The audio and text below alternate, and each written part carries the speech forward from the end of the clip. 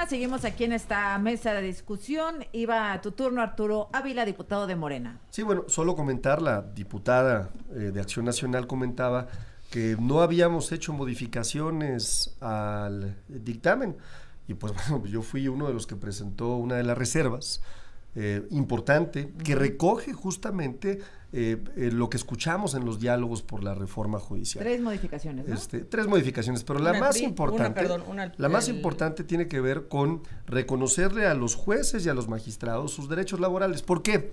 Porque la propia Suprema Corte de Justicia había determinado en un criterio del 20 de enero del 2009 que al no haber una subordinación de los jueces y de los magistrados, no se le podía considerar trabajador. Y nosotros, como siempre, hemos estado cerca de los trabajadores, hemos estado cerca y recogiendo, por supuesto, las experiencias en estos diálogos, decidimos incorporar al dictamen esta reserva que les va a dar 3 meses, 20 días por año y todos aquellos derechos adquiridos en caso de que no ganen la elección o en caso de que decidan no participar. A ver, y me parece importante. Ahora, eso no respeta para nada los derechos adquiridos de los trabajadores. Es una enmienda para mejorar la narrativa, que saben que están equivocados. A ver, el fondo aquí, y yo reitero eso, no están mejorando el Poder Judicial, todo lo contrario. A Azucena ni siquiera le otorgan un presupuesto garantizado. Hay recomendaciones internacionales que nos dicen que al menos debe ser el 2% del presupuesto de egresos lo que vaya para el Poder Judicial. Obvio ni lo tocan, no tocan a las fiscalías. En las fiscalías es donde se procura la justicia en beneficio de las y los ciudadanos. No lo tocan. Escucho mucho ese argumento de que no tocan la corrupción, que no tocan el verdadero origen de la falta de impartición de justicia. Simplemente de Morena. Y más allá, hay una recomendación de la Organización Económica de la OCDE de que debe haber al menos 106 juzgadores por cada 100,000 habitantes. Ahora tenemos 3, tampoco lo tocan. Pues sí. Esa es la realidad. Déjame ver con Rubén y voy con Iván. Rápido. Esa resolución que se menciona acá es anterior a la reforma constitucional de 2010-2011 que transformó la protección de los derechos de las personas. Más allá de que se conceda en esta dictamen y en esta posible reforma, hay resoluciones convencionales en otros países que nos obligan, en las cortes internacionales, que nos obligarían a pagarle eso a los trabajadores. Para empezar, te pongo 3 cosas rápidas. Esta no es una reforma que busque justicia, es una reforma para quitar a unas personas, es una reforma que no tiene un comparativo doctrinal, es una reforma que no ha sido practicada en simulacros de votación, en nada de eso. En Bolivia sí. Sí, bueno, pero me arrepiento de haber metido los ponchos. Nada más déjame terminar. Pero Bolivia es la 93 economía del mundo y es un país unitario. Termino con otra cosa. No es federal como nosotros. Termino con algo ahí. Junto con esta reforma hay una intención de desmantelar el sistema de protección de derechos humanos, con varias cosas muy claras. En el discurso, sobre todo en puntos constitucionales en la Cámara de Diputados, ya no estar sujeto al control de convencionalidad, limitar el control difuso, que es que un juez pueda determinar que eso es inconstitucional, un juez, no la Corte, y terminar con la presunción de inocencia. Y eso está en el discurso de todos. Un juez soltó un delincuente, no, discúlpame, a una persona que va por primera vez ante un juzgado, es probable que sea delincuente, probable. Y cuando se le suelta es por una de 3 cosas: o era inocente, 2, o no le pudieron demostrar que había probabilidad de que él fuera el responsable de un delito, o 3, hubo un error en el juez. Pero es una falacia agarrar un ejemplo cuando hay muchos otros en contra. Claro. O también mejoremos la justicia. En eso yo estoy de acuerdo y todos estamos de acuerdo. Claro. Pero esta no es la solución para la justicia. Voy con Ivonne y luego contigo, Arturo, porque se escucha horrible. Quiero sacar un poquito el debate que lo presenté en la Jucopo. Yo lo que le decía es que no entiendo por qué la urgencia. O sea, es un momento histórico para el país, es un momento en que por primera vez México va a tener una presidenta de la República y Lamentablemente, Morena, Verde y PT, que fueron los partidos que la llevaron a la presidencia de la República, le permiten complicarle la llegada. No entiendo, ese día pedí, si no eran por los partidos, que fuera por sororidad, que lo preguntaba ahorita Arturo, es que las mujeres, el género, la lleváramos al pleno de la Jucopo, decirle, oye, ¿cuál es la urgencia? No tenemos tiempos perentorios, podemos esperar, ¿qué pasa si es dentro de 3 semanas, dentro de un mes, dentro de 15 días? O sea, no pasa nada, y sí le están entregando una condición a la primera mujer presidenta de México, hayas votado por ella o no, una condición de crisis en un poder, de confrontación con los estudiantes de derecho, de confrontación con los trabajadores del Poder Judicial y con una crisis con nuestros socios comerciales. Entonces creo que deberíamos todos ser... A ver, Arturo, pues parece que esta reforma la escribió el mismísimo demonio. Si escuchamos acá lo que dicen los compañeros del PAN, de MC y del PRI. Pues lo que pasa es que yo los entiendo. Ellos están buscando proteger los privilegios de unos cuantos. Están buscando proteger los privilegios que hoy tienen, pues sí, varias personas. A ver, la propia Norma Piña, diputado, se reúne en lo cortito con Alito Moreno. La verdad. ¿No? Oye, ¿cómo es? Pero déjenme terminar, porque ahí está mi tiempo. Ahí me quedan mis 34 segundos. En el minuto te contesto. Y lo que sigue también, ¿no? Dale. Comentarlo con toda claridad, ¿no? A veces me da la impresión de que a ustedes se les olvida la historia. No, porque ¿por qué no hicieron nada? ¿Por qué? Habla la diputada. ¿Por qué tanta urgencia? Pues porque los mexicanos tienen urgencia en que vengan o tener un sistema judicial, un sistema jurídico que les haga justicia. Los dejaron olvidados. Pues órale, hagámoslo. Casos de jueces impunes. No, ahora sí ya lo vamos a hacer. Pero cuando fueron gobierno no hicieron nada absolutamente. Es más, abusaron de las facultades que tenían para nombrar ministros directamente, cercanos a los presidentes. El último ministro discúlpenme. Entonces, dejarlo con claridad, las cosas como son. ¿Qué defienden? ¿Por qué le tienen tanto miedo al pueblo? A ver, yo defiendo los privilegios de la libertad, de la impartición de justicia. Porque sacan mucho este tema de la reunión de Alejandro Moreno con Norma Piña. Rubén. A ver, en la política, si es que esto existió, porque yo no sabía que existiera, ni hay una prueba legal que diga que existió, pero en la política todos nos reunimos. Yo puedo sacarte cientos de veces que me he reunido con mucha gente. ¿Con Norma Piña te has reunido? No, jamás, no la conozco, pero conozco a todos los secretarios de gobernación, de los de ustedes y los de nosotros, a todos, y me he reunido con todos. Y conozco a muchas gentes que están con ustedes y eso no quiere decir absolutamente nada. Presidente de un partido. Eso, discúlpame, no, pero yo he sido secretario general del partido. Que un presidente de un partido se reúna con la presidenta de la Suprema Corte. Entiendo déjame terminar porque es muy claro cómo hace Morena. ¿Esto qué tiene que ver con lo que estamos votando? Se llaman falacias, hay más de 60 falacias. ¿Esto qué tiene que ver? ¿Va a haber un juez mejor? No va a haber un juez mejor. ¿Lo va a elegir el pueblo? Tampoco lo va a elegir el pueblo. Es que ustedes son neoliberales. Pues yo te puedo decir que el que se le ocurrió un órgano para controlar a la Corte fue a Santana, en la década de los 40 del siglo XIX. Es completamente distinto. No. Son como sus comparativos con el sistema jurídico de Bolivia, que no tiene comparativo. Disculpe, ustedes lo pusieron sobre la mesa. No, ustedes lo pusieron sobre la mesa, no lo pusimos nosotros. Se requiere una mejor justicia, sentémonos a verlo. Pero lo que no se puede usar es una falacia.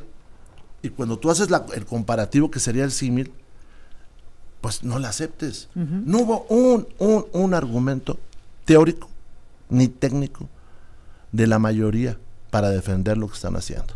Y los quiero ver en esa votación. Y ese día que quiebre esta nación, van a pasar a la historia, como pasó Santana.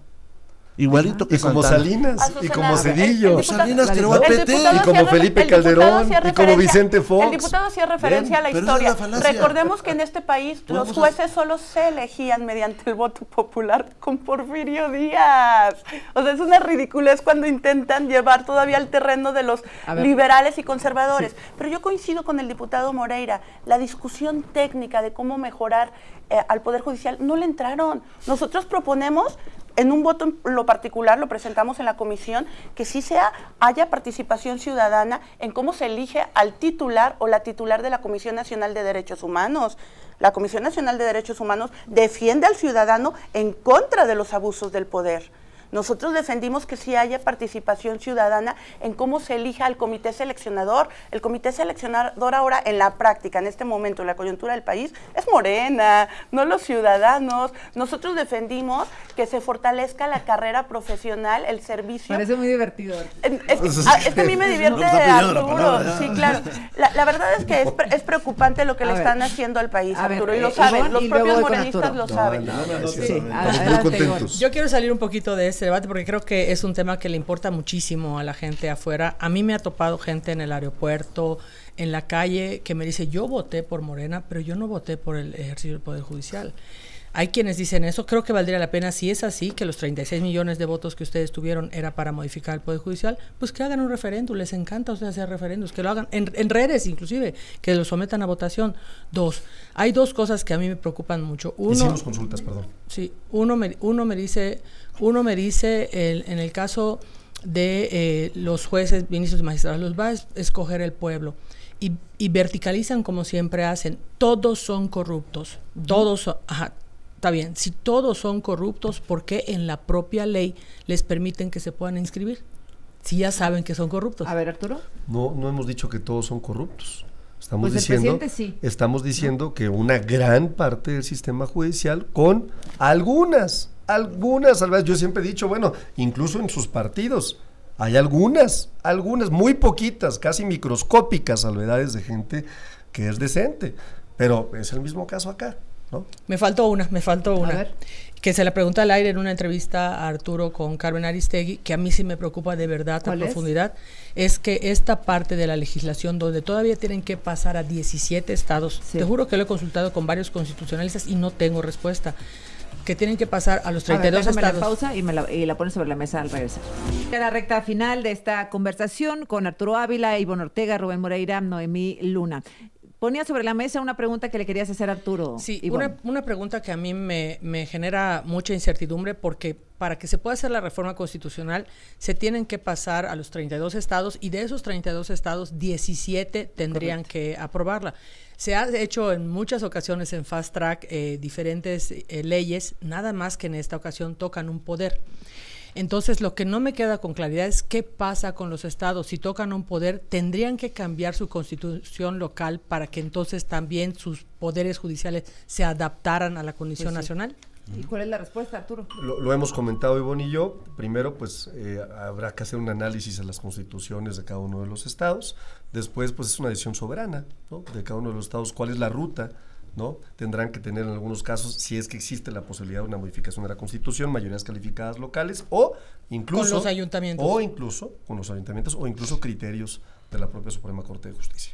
Pero tampoco olvidemos, Azucena, que ya hay también una suspensión dictada por una jueza. ¿Suspensión definitiva? Definitiva. A ver, nosotros por eso cuando votamos, cuando participamos en el debate, cuando participamos en las propias juntas, dijimos que lo estábamos haciendo ad cautelam, porque hay un proceso que no se ha resuelto aún. Si el juez tiene razón o no, no lo sé, pero estaba en un proceso que no incumplimos. Y desde ahí la prisa, yo coincido. ¿Se los pueden echar atrás? Yo creo que sí. Yo creo que todavía pueden proceder a amparos. Y más allá, yo sí creo que en el Senado va a haber un bloque de contención y ojalá así sea. ¿Por uno? Ojalá así sea. Ajá. Y que nos volvamos a sentar y entonces sí encontrar las coincidencias de cómo sí mejorar al Poder Judicial y no ejecutar una venganza. Rubén. Esta no es una reforma de justicia, yo insisto. Es una iniciativa muy desaseada y eso lo saben ellos y lo comentan ahí en los corrillos. Es muy, muy desaseada. No es una reforma que se haya pensado a profundidad. Entonces hay muchos casos como el que dice muy bien Ivonne, que no hay una respuesta ahora qué va a suceder en ese momento. Con la implementación, las leyes reglamentarias, etc. Porque los estados son soberanos. Y no hay un argumento de peso que la sustente. Hay 50, 60 falacias que se presentan todos los días, como esta de, es que en el pasado fue igual. Primero, no hay una prueba de que sea igual. Y segundo, vamos a suponer que sea cierto. Entonces, ¿tienes el derecho de hacer la misma atascada que los anteriores? Pues no, hombre, eso no se está discutiendo eso. O todos esos argumentos es que tú hiciste, el otro hizo. ¿Y eso qué? Con lo que se está discutiendo. Cualquier muchacho, que por cierto, yo sí les diría a jueces y a muchachos, estudiantes, que les ha faltado práctica en las manifestaciones. En otros tiempos, te paralizarían el país completo. Ellos son bastante prudentes, pero les ha faltado esa práctica. Bueno, pues ahí queda el consejo, la recomendación, sugerencia, no sé qué. Tomaron reforma. Pero ya la liberaron. Es que un señor tapó reforma. Es que los expertos en manifestaciones ya están en Morena, ahora son los responsables. Ahora, la ventaja es que se aprende rápido, ¿eh?